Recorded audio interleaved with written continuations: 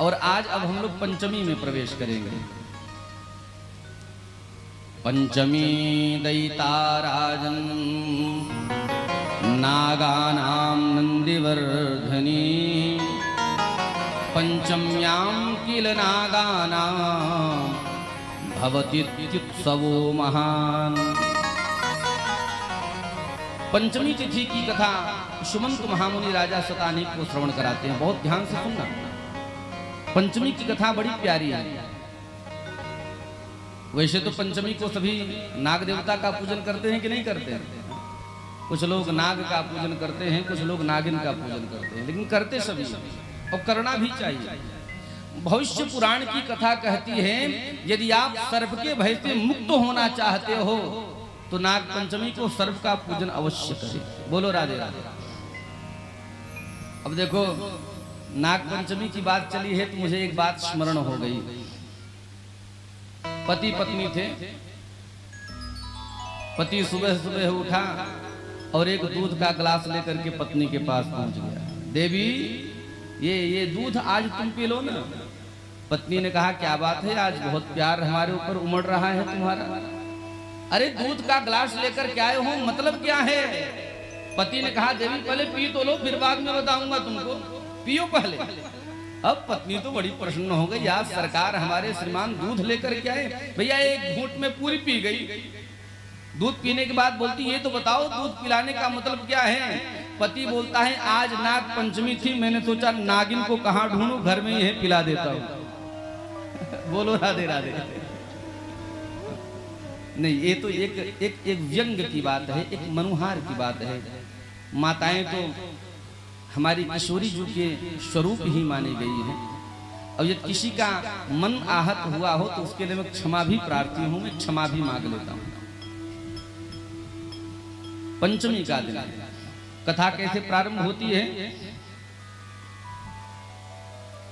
एक बार की बात है, माता कद्रू और माता बिनता, देखो बहुत ध्यान से कथा सुनना। माता कद्रू और माता बिनता बैठी थी। इनके पतिदेव का नाम है कश्यप महामुनि।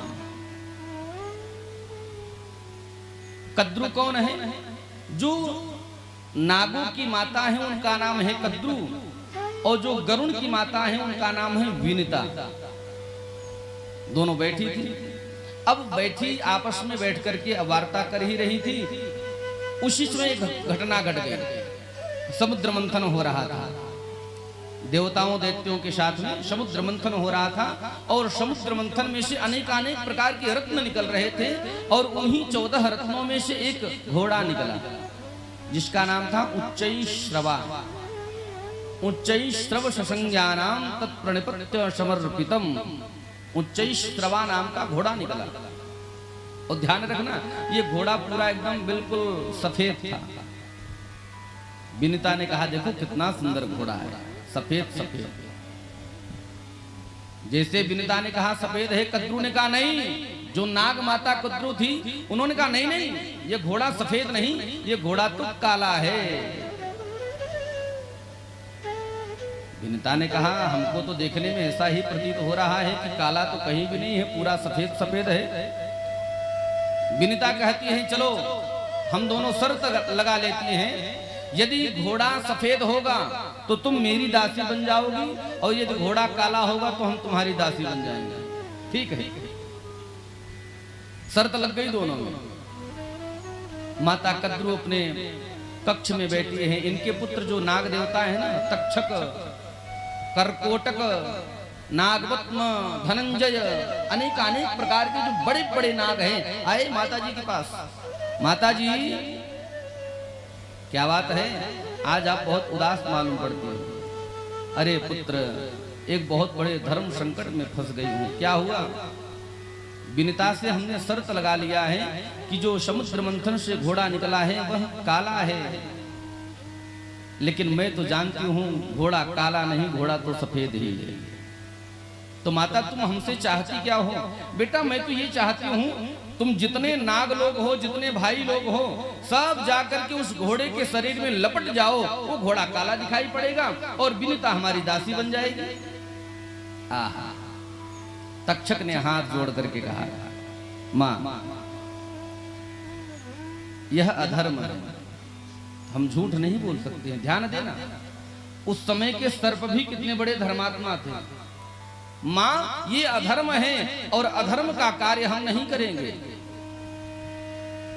माता जी ने कहा, अच्छा तुम हमारी बात की अवहेलना करते हो, जाओ मैं शाप देती हूं, तुम सबके सब जन्मेजय के यज्ञ में जलकर के भस्म हो जाओगे,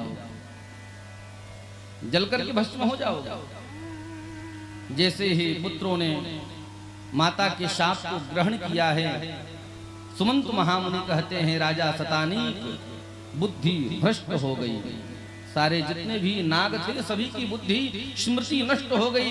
और ध्यान दे लेना, जिसकी स्मृति नष्ट हो जाए भैया वो जीते जी मुर्दे के समान हो जाता है। गीता में भगवान श्री कृष्ण कहते हैं, स्मृतिर्भ्रंशात् बुद्धिनाशात् बुद्धिनाशात् प्रणश्यति। जिसकी स्मृति नष्ट हो गई उसका समझ लो जीवन नष्ट हो गया। स्मृति नष्ट हुई, पितामह ब्रह्मा का आगमन हो गया। पितामह प्रणाम। ब्रह्मा जी ने कहा क्या हुआ? सब गड़बड़ हो गया। माता जी ने तो साफ दे डाला, हम जन्मेजय के यज्ञ में जल करके हम सबके सब भस्म हो जाएंगे, हमारा पूरा वंश समाप्त हो जाएगा। अरे और तो और हमारी पूरी प्रजाति ही समाप्त हो जाएगी। ब्रह्मा जी को भी बहुत चिंता हुई, हमारे द्वारा बनाई गई यह नाग की प्रजाति यदि समाप्त हो जाएगी तो हमारी सृष्टि तो अपूर्ण हो जाएगी, हमारी सृष्टि तो अधूरी हो जाएगी। ब्रह्मा जी ने कहा चिंता मत करो, एक युक्ति में तुम लोगों को बताता। क्या? एक तुम्हारी बहन है ना, तुम्हारी बहन का नाम क्या है? नाग देवताओं ने कहा हमारी बहन का नाम है जरत्कारु। क्या नाम है भैया? जरत्कारु। ब्रह्मा जी ने कहा तक्षक ध्यान रखना, यायावर कुल में एक ब्राह्मण उत्पन्न होंगे आने वाले समय में, जिन ब्राह्मण देवता का नाम भी होगा जरत्कारु। एक काम करना, उस जरत्कारु नामक ब्राह्मण से अपनी बहन जरत्कारु का विवाह कर देना। उससे क्या होगा? बोले तुम्हारी बहन और जरत्कारु नामक ब्राह्मण के द्वारा जो संतान उत्पन्न होगी उस संतान का नाम होगा आस्तिक मुनि। जब जन्मे, क्योंकि माता जी ने शाप दिया है, शाप तो निष्फल होगा नहीं, जन्मेजय यज्ञ करेंगे जरूर, और उन यज्ञ में जितने भी सर्प हैं जाकर के स्वाहा भी होंगे। लेकिन चिंता मत करो तक्षक, उस समय जरत्कारु का पुत्र जो आस्तिक महामुनि होगा वो आस्तिक महामुनि ही जाकर के उस सर्प यज्ञ को बंद करवाएगा, और जितने भी तुम सभी प्रजाति हो सबके सब बच जाओगे। किसी का नाम है धृतराष्ट्र, किसी का नाम है राष्ट्रपाल, किसी का नाम है तक्षक, किसी का नाम है बासुकी, किसी का नाम है करकोटक, किसी सर्प का नाम है धनंजय। अनेक अनेक प्रकार के सर्प हैं, इनकी प्रजातियां हैं। ठीक है, ब्रह्मा जी बोल करके चले गए। बोल करके गए ब्रह्मा जी। सुमंत महामुनि कहते हैं राजन धीरे धीरे समय बीतता गया। राजा परीक्षित को एक ऋषि का श्राप लग गया। इति लंघित मर्यादा तक्षकः सप्तमे हनि। ये भागवत की कथा सभी जानते हैं। परीक्षित को 7 दिन में मरने का श्राप लग गया था। ऋषियों ने श्राप दे दिया, ऋषिपुत्र 7 दिन में मर जाओगे। और जब तक्षक सर्प ने परीक्षित को दंसा है, आहा, जन्मेजय अति क्रोधित हो गए। जन्मेजय ने तुरंत अपने गुरुदेव से कहा, गुरुदेव यज्ञ का आरंभ किया जाए, सर्प यज्ञ प्रारंभ किया जाए। और ऐसी कथा मिलती है भविष्य पुराण में, सर्प यज्ञ प्रारंभ हुआ, यज्ञ होने लगा। जिन जिन सर्पों के नाम का आवाहन मंत्रों के द्वारा किया जाता, हमारे वैदिक ब्राह्मणों के द्वारा मंत्रों के द्वारा सर्पों के नाम का आवाहन किया जाता, वह सर्प आकर के अग्नि कुंड में भस्म हो जाते। बोलो राधे राधे। तक्षकाय स्वाहा कर्कोटकाय स्वाहा। भैया सब भस्म होते जाते। ध्यान दे लेना भैया, भारत के ब्राह्मण में इतनी शक्ति है कि वह स्वर्ग में रह रहे, पाताल में रह रहे, नागलोक में रह रहे लोगों को भी अपने मंत्र के द्वारा आवाहित करके भस्म कर सकते हैं। यह केवल ब्राह्मणों के अंदर शक्ति है, और तभी तो ब्राह्मणों को देवता कहा गया है। गोस्वामी तुलसीदास जी ने भी बंदौ प्रथम महीशुर चरना, ब्राह्मण देवता है। दैवाधीनम जगत सर्वम मंत्राधीनांच देवता,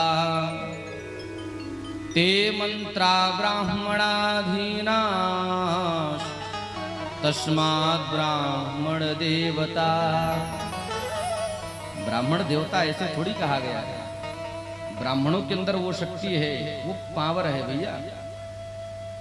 चाहे तो ब्रह्मा को भी ऊपर से, तभी तो ब्रह्म, हमारे ब्राह्मण देवता एक मंत्र बोलते हैं, ब्रह्मज्ञानम प्रथमं पुरुषतात् विषेमतः शुरुषुभ्येन आवह शपुज्ञा उपमा अश्यविष्ठाः सतश्च जोनिम सतश्च विवः ब्रह्मणे नमः ब्रह्मं आवाहयामि स्थापयामि पूजयामि। ब्रह्मा जी आ गए भैया, विष्णु जी को बुलाए, विष्णु जी आ गए भैया। कोई देवता बसता नहीं, जिसको बुलाया जाता है ब्राह्मणों के द्वारा वो देवता आ जाता है। और मैं निवेदन करूंगा बड़े श्रद्धा के साथ में, इस समय सामने आप जो बेदी देख रहे हो ना, यह बेदी कोई साधारण नहीं है भैया। इसमें केवल चावल और दाल के पुंज नहीं रखे हुए हैं, तो ये देवताओं का स्थान है। एक एक खाने में एक एक देवता विराजमान है। ब्राह्मणों ने जैसे यज्ञ प्रारंभ किया, सभी सर्प आकर के स्वाहा स्वाहा होते गए। आहा, तक्षक को बात याद आ गई। पितामह ब्रह्मा ने कहा था, जो हमारी बहन का पुत्र होगा वह हमारे कुल का रक्षा करेगा। बुला लिया है भांजे। आस्तिक महामुनि ने कहा, जी मामा जी, अरे भैया तुम्हारे मामा इस समय मुसीबत में पड़ गए हैं, मामा की रक्षा तो करो।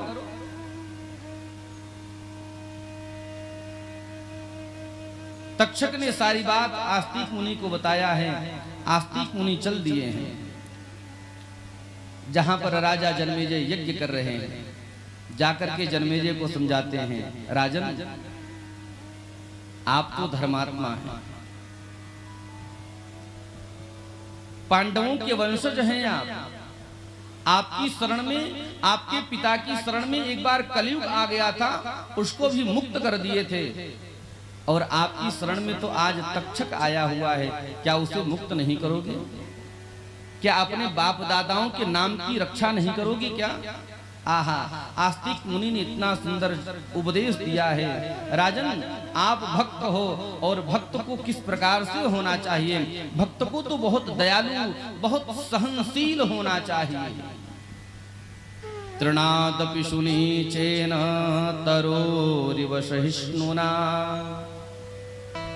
आप भगवान के भक्त हो, भक्तों की श्रृंखला में तुम्हारा जन्म हुआ है, और यदि ऐसा अनैतिक कार्य करोगे तो फिर दुनिया के लोगों पर इसका क्या प्रभाव पड़ेगा? जन्मेजय ने कहा, आप चाहते क्या हो? आस्तिक मुनि ने कहा, बस इस यज्ञ को यहीं पर बंद कर दो। ठीक है, यज्ञ को बंद कर दिया गया। इस प्रकार से सुमंत महामुनि कहते हैं, राजा शतानी आस्तिक मुनि के कहने पर जन्मेजय जी ने यज्ञ बंद कर दिया है, और उसी दिन से नाग देवताओं ने आस्तिक मुनि को अपना पूज्य मान लिया। भांजा तो ऐसे भी पूज्य होता ही है, लेकिन उसी दिन से और मान बढ़ गया आस्तिक मुनि का। नाग देवताओं ने कह दिया, भैया सुनो, आज के बाद जो आस्तिक मुनि का नाम लेकर के हमारी शरण में आ जाएगा, हम विषैले होने के बावजूद भी उसको डसेंगे नहीं, उसको मारेंगे नहीं। और ध्यान देना, मैं अपने तरफ से नहीं, भविष्य पुराण की कथा कह रही है। यदि किसी को सर्प का भय हो, स्वप्न में बार बार सर्प का दर्शन होता हो, रास्ते में चलते हुए यदि सर्प दिखाई दे देता है ना, आप लोग डरने की आवश्यकता नहीं है। केवल एक बार आप लोग बोल दीजिए, आस्तिक मुनये नमः। क्या बोलना है? आस्तिक मुनये नमः। भैया सर्प का भय दूर हो जाएगा। इतनी विचित्र कथा है। नागदष्टः पिता यस्यः भ्राता वा दुहिता पिवा। अब यहाँ पर कथा है, सतानी कहते हैं नागदष्टः पिता यस्यः भ्राता वा दुहिता पिवा। यदि तुम्हारे पिता को नाग डस ले, यदि तुम्हारे भाई को नाग डस ले, दुहिता का मतलब बेटी, यदि तुम्हारी बेटी को नाग डस ले तो क्या करना चाहिए? अधो गत्वा भवेत् सर्पो निर्विशो नात्र संशयः। ध्यान देना, यदि किसी को सर्प डस लेता है तो उसकी क्या गति होती है, यह भविष्य पुराण में लिखा है।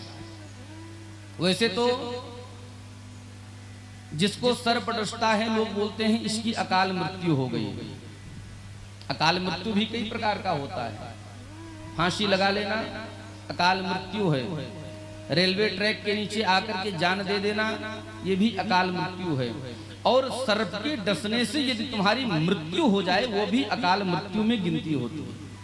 लेकिन भविष्य पुराण में वर्णन आया है, यदि मान लो आपको सर्प डस ले तो आपकी क्या गति होगी, क्या बनोगे? यदि सर्प आपको डस लेता है, सर्प डसने से मृत्यु हो जाती है, तो अगले जन्म में इसमें स्पष्ट लिखा है निर्विशो नात्र संशयः, आप सर्प बनोगे। सर्प के डसने से मृत्यु होगी तो दूसरे जन्म में तुमको सर्प बनना पड़ेगा। लेकिन यहाँ पर एक अच्छी बात बता दी गई है, निर्विशो, आपके अंदर विष नहीं होगा।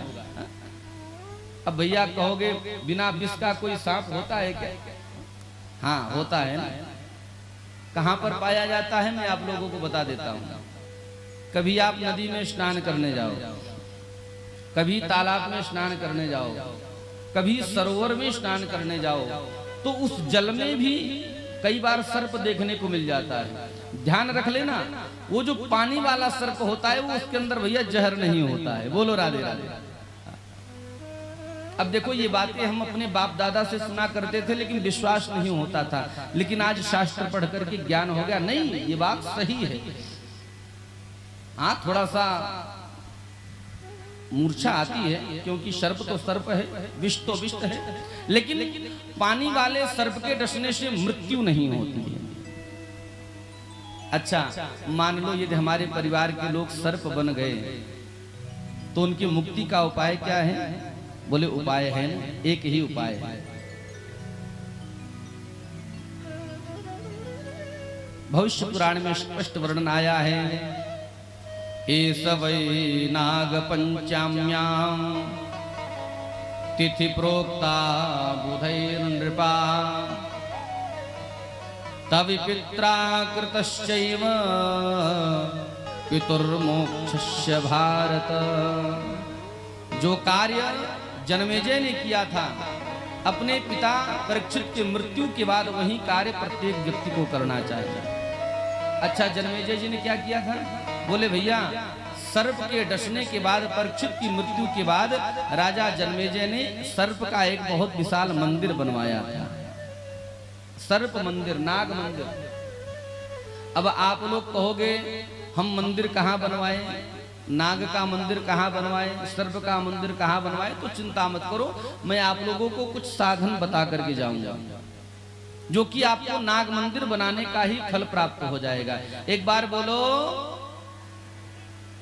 आधे आधे, बोलो राधे राधे। यदि आप लोग जीवन में सर्प मंदिर बनवाना चाहते हो, नाग मंदिर बनवाना चाहते हो, तो कहीं जाने की जरूरत नहीं है। यदि कहीं पर शिव का मंदिर निर्माण हो रहा हो, कहीं पर शिवालय का प्रतिष्ठा हो रहा हो, शिवालय का निर्माण हो रहा हो, उस मंदिर निर्माण में आप थोड़ा सा धन दे देना, आप विश्वास मान लेना, आपको सर्प मंदिर बनाने का फल प्राप्त हो जाएगा। बोलो राधे राधे। अब ये बात मैं क्यों कह रहा हूं? इसलिए क्योंकि कल जब मैंने सुना हमारे भैया श्रीमान दयानंद जी बड़ी सुंदर बात बता रहे थे कि इस मंदिर में कितना कितना खर्च लगेगा, और मैंने भी दर्शन किया मात्र भी 2 विग्रह वहां पर विराजमान है।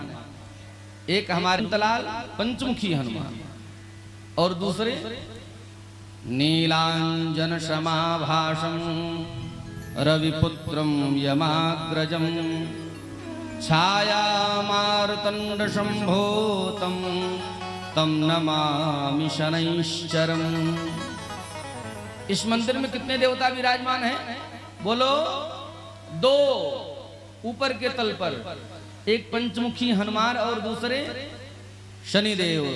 1 2 3 4 शनिदेव की जय जयकार। और बहुत ही शीघ्र यहाँ पर शिवालय का भी प्रतिष्ठा होने वाला है, शिव पंचायतन, शिव परिवार का भी। और कल यहाँ सुन करके मुझे बड़ी प्रसन्नता हुई कि आप में से ही किसी भक्त ने उस शिव मंदिर में जो शिव जी का विग्रह विराजमान होने वाला है उसके निमित्त कुछ धन भी प्रदान किया।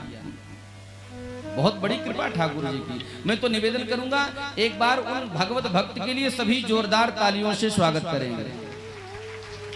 तो मैं निवेदन करूंगा यदि आप लोग भी सर्प मंदिर नहीं बनवा सकते हैं तो जिस मंदिर में हमारे भूत भावन भोलेनाथ विराजमान होने वाले हैं उस मंदिर के निर्माण हेतु यदि आपने 1 ईंट भी प्रदान कर दिया, बहुत ज्यादा मैं बात नहीं कहूंगा, यदि 1 ईंट भी प्रदान कर दिया, चलो ईंट तो बड़ी दूर की बात है, यदि उसमें लगने वाला बालू का 1 कण भी आपने दे दिया ना तो समझ लेना आपको शिव मंदिर बनाने का फल प्राप्त हो जाएगा। बोलो राधे राधे।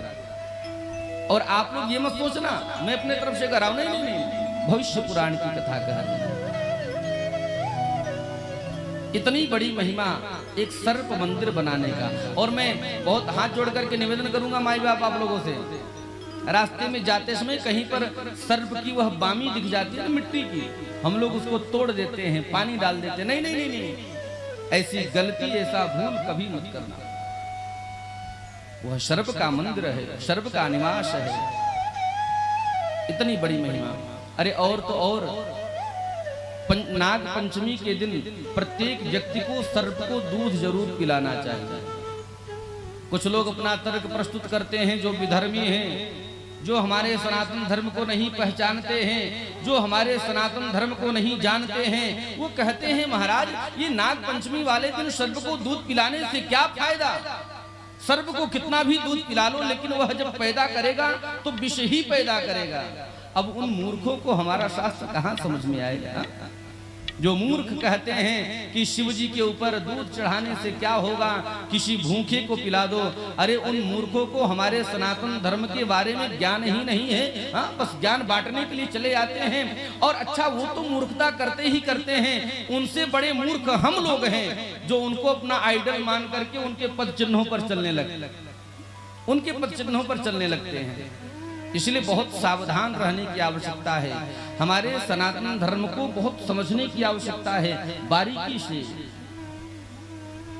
क्योंकि शास्त्रों में वर्णन आया है कर्मणा गहनो गति, कर्म की गति बहुत बलवान। हमारे शास्त्रों ने जैसा इशारा किया है उसी प्रकार से कार्य करना चाहिए। तो नाग पंचमी के दिन किसका पूजन करें? नाग देवता की। नाग पंचमी वाले दिन कुछ माताएं अपने पति के पास दूध लेकर के पहुंच गई। बोले श्रीमान आज तो आपको ही पीना पड़ेगा। अरे सुबह सुबह अभी तो नहाया धोया भी नहीं हूं, तो क्या हुआ?